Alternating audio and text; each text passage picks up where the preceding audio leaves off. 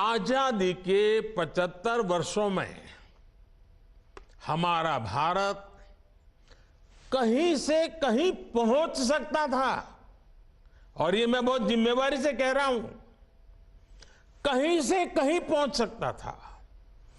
हम भारतीयों के सामर्थ्य में कभी कोई कमी नहीं रही है, लेकिन सामान्य भारतीय के इस सामर्थ्य के साथ हमेशा भ्रष्टाचारी और परिवारवादी पार्टियों ने अन्याय किया। आज देश के लोग 2024 चुनाव में फिर एक बार हमारी सरकार वापस लाने का मन बना चुके हैं, निर्णय ले चुके हैं। ऐसे में भारत की बदहाली के जिम्मेदार कुछ लोग अपनी दुकान खोलकर बैठ गए हैं। इन्हें देखकर मुझे एक कविता की कुछ पंक्तियां याद आती हैं। एक कवि महाशय ने अवधी में लिखा था, ये अवधी भाषा में लिखी गई कविता है। गायित कुछ है, हाल कुछ है, लेबिल कुछ है, माल कुछ है। 24 के लिए 26 होने वाले राजनीतिक दलों पर यह बड़ा फिट बैठता है। गायित कुछ है, हाल कुछ है, लेबिल कुछ है और माल कुछ है। यानी गाना कोई और गाया जा रहा है, जबकि सच्चाई कुछ और है।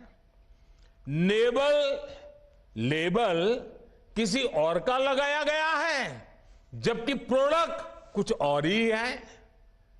इनकी दुकान की यही सच्चाई है। इनकी दुकान पर दो चीजों की गारंटी मिलती है।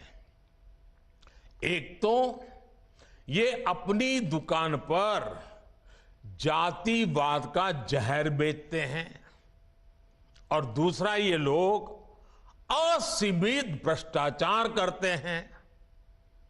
आजकल ये लोग बेंगलुरु में जुटे हैं।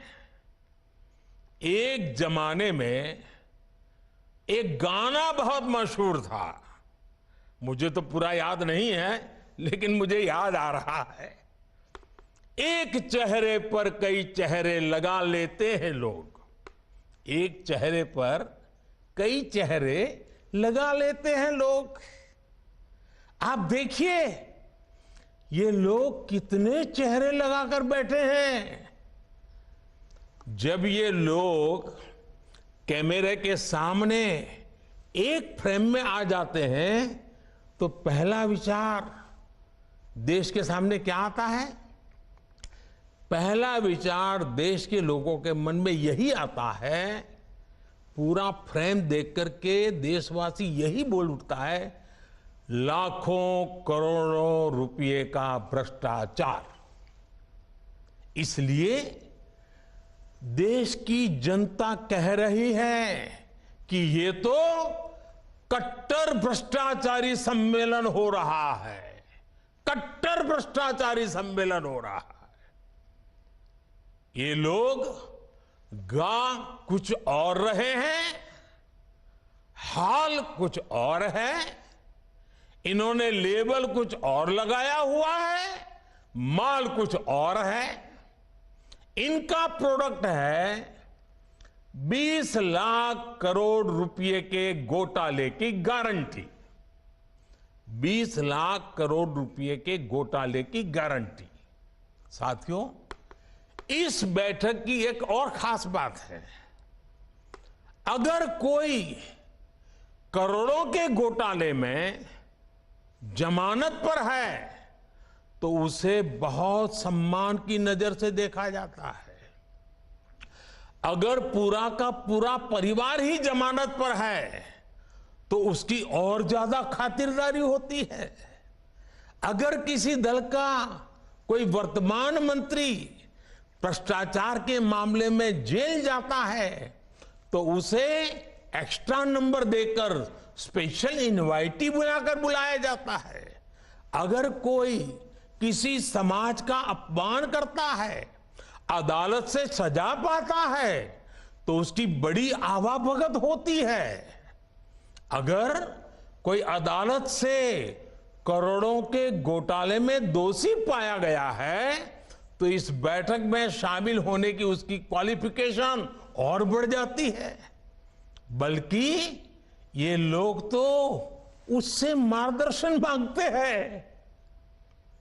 भ्रष्टाचार को लेकर इनमें बड़ी आत्मीयता है, बड़ा प्रेम है। इसलिए 20 लाख करोड़ रुपए के भ्रष्टाचार की गारंटी देने वाले ये लोग बड़े प्रेम से, बड़ी आत्मीयता से आपस में मिल रहे हैं।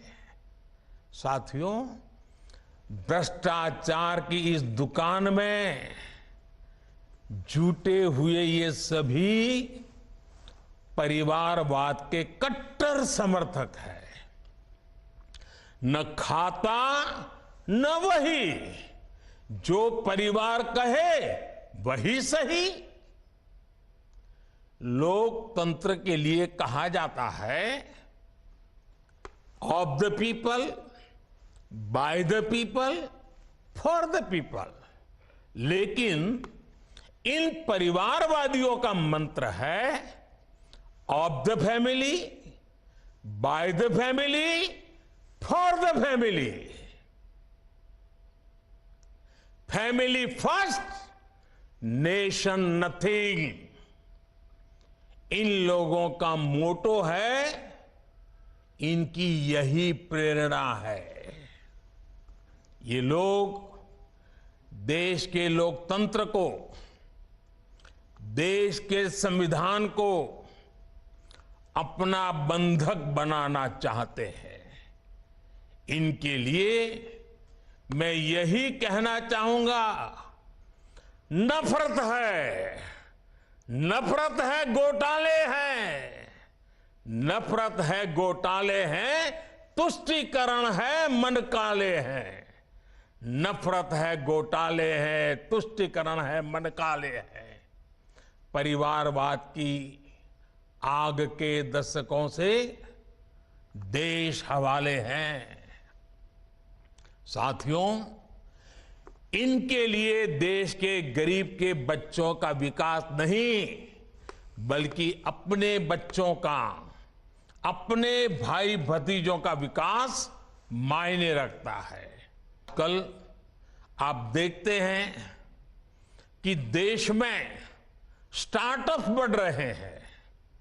हमारे युवा बड़ी संख्या में पेटेंट करा रहे हैं, ट्रेडमार्क रजिस्टर करा रहे हैं।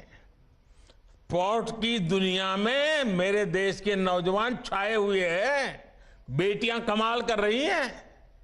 ये युवा शक्ति हमारे देश में पहले भी थी, लेकिन इन परिवारवादी पार्टियों ने कभी देश के सामान्य युवा की शक्ति के साथ न्याय नहीं किया। इनकी एक ही विचारधारा है, एक ही एजेंडा है, अपना परिवार बचाओ, परिवार के लिए भ्रष्टाचार बढ़ाओ। इनका कॉमन मिनिमम प्रोग्राम है देश का विकास रोकना, अपने कुशासन पर पर्दा डालना और अपने भ्रष्टाचार के विरुद्ध कार्रवाई को रोकना।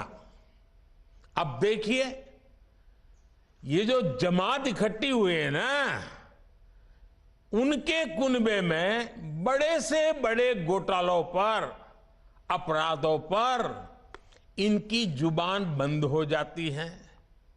जब किसी एक राज्य में इनके कुशासन की पोल खुलती है तो दूसरे राज्यों के ये लोग फौरन उसके बचाव में तर्क देने लगते हैं। कहीं बाढ़ घोटाला होता है, किसी का अपहरण होता है, तो कुनबे के सारे लोग सबसे पहले चुप हो जाते हैं। आपने देखा है कि कुछ दिन पहले ही पश्चिम बंगाल में पंचायत चुनाव हुए, वहां सरेआम हिंसा हुई, लगातार खून खराबा हो रहा है। इस पर भी इन सब की बोलती बंद है।